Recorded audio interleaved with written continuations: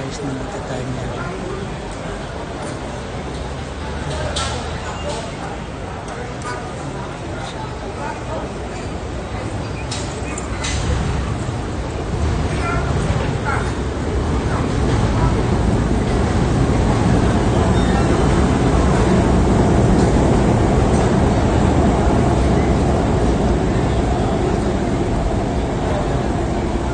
Diyan mga kukulim mga dyan. Rimulya, pisot! Tangina nyo, magkapatid na Rimulya! Putang ina nyo! Pamag! Marpas, resign! Masakit sa damdamin ko. Pag kayo may kumakalat ng higapin, saan kayo kukuha ng pera? Wala, di ba? September 21, pamay! Magandang hapon, mga kapulisan! Magandang hapon, John Vic Imoya! Maraming salamat sa pagpunta! Maraming salamat!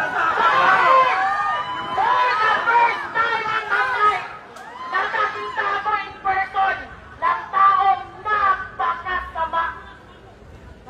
Ako po si Amor Patrio. And I am representing the women of the Philippines. Ako po ay isang rape survivor ng isang drug addict. Kagaya ng pinuprotektahan nyo dyan sa Malacanang.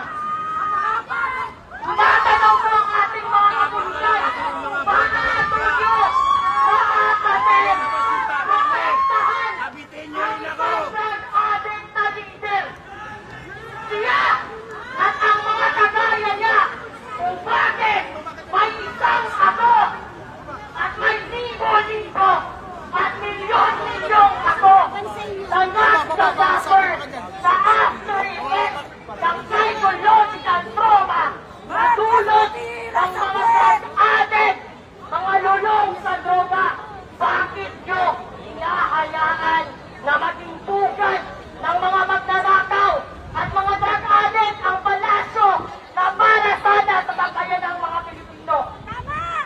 Iniwanan ko ang isang tanong sa inyo, hanggang kailan kayo susunod sa utos ng isang drug addict na leader? Sabihin ko na, may silbi at may value ang paninindigan at pagsisilbi nyo kung ang sinusunod nyo ay demonyo, magnanakaw at long-term drug users.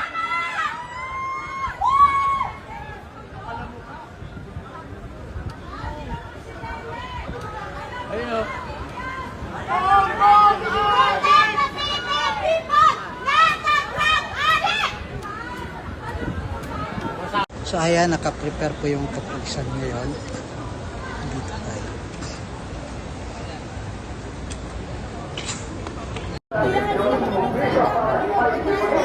Ayan guys, nakita niya si Sir John Vic yan. Wala, Values Council.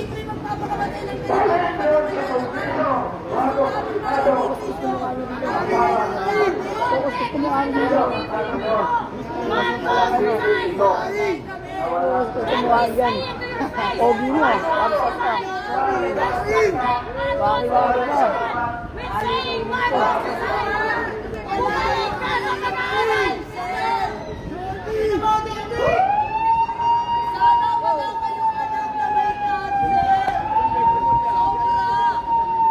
Sir, nandito si John Vic.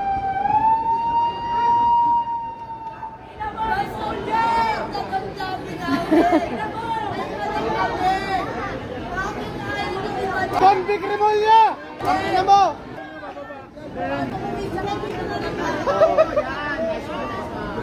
Sasalita si Amor.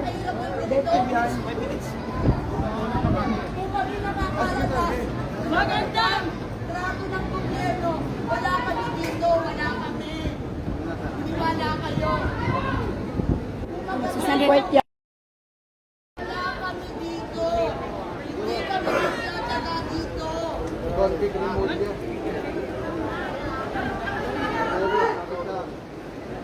Ah! Wala na si Kuwan.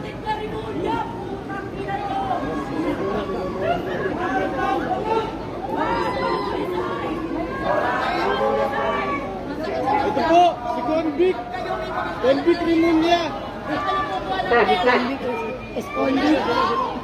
Convict Rimulya. Magandang hapon, mga kapulisan! Magandang hapon, John Vic Rimulya!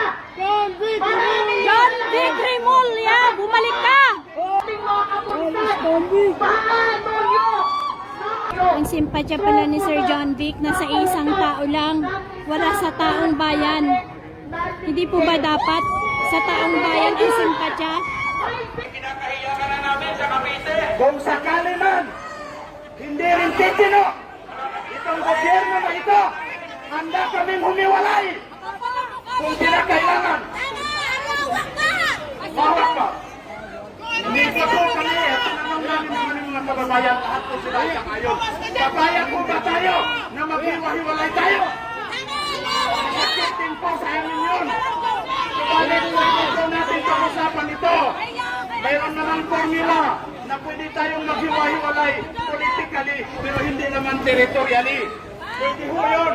Pero sana ayusin muna natin ang sistema ng ating gobyerno. Lalo na sa kasalukuyan, nakakahiya na po ang sitwasyon natin. Mantakin ninyo. Mantakin ninyo. Ang dami nang umalis ng mga investor mula dito sa NCR.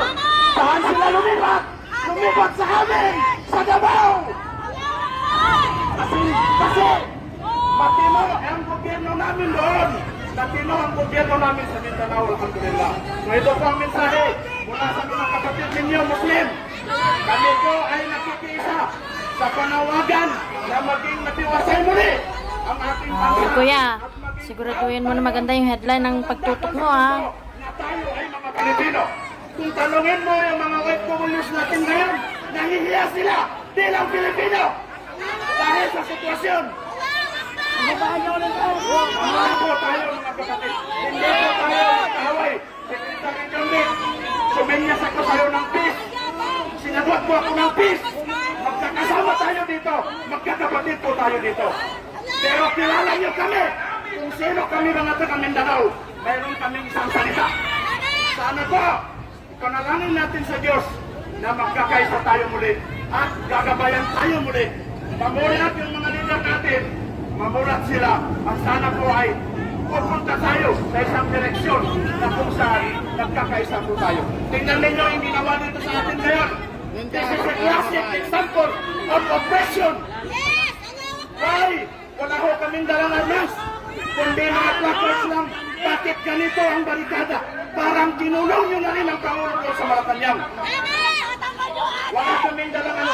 Pumunta kami dito peacefully with our loving heart, with this country. Ako po, sabihin ko sa inyo, Moro National Liberation Front member ako. Kombatan po ako.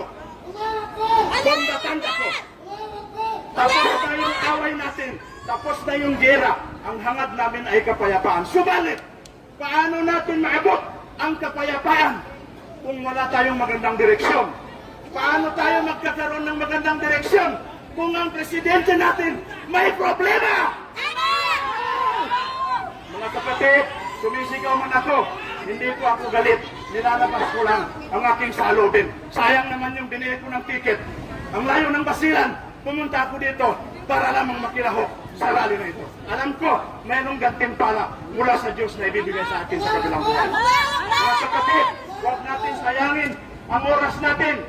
Nagkakahiya na po ang bansang Pilipinas sa international community. Huwag na tayo magbulag-bulagan. Magtulungan po tayo.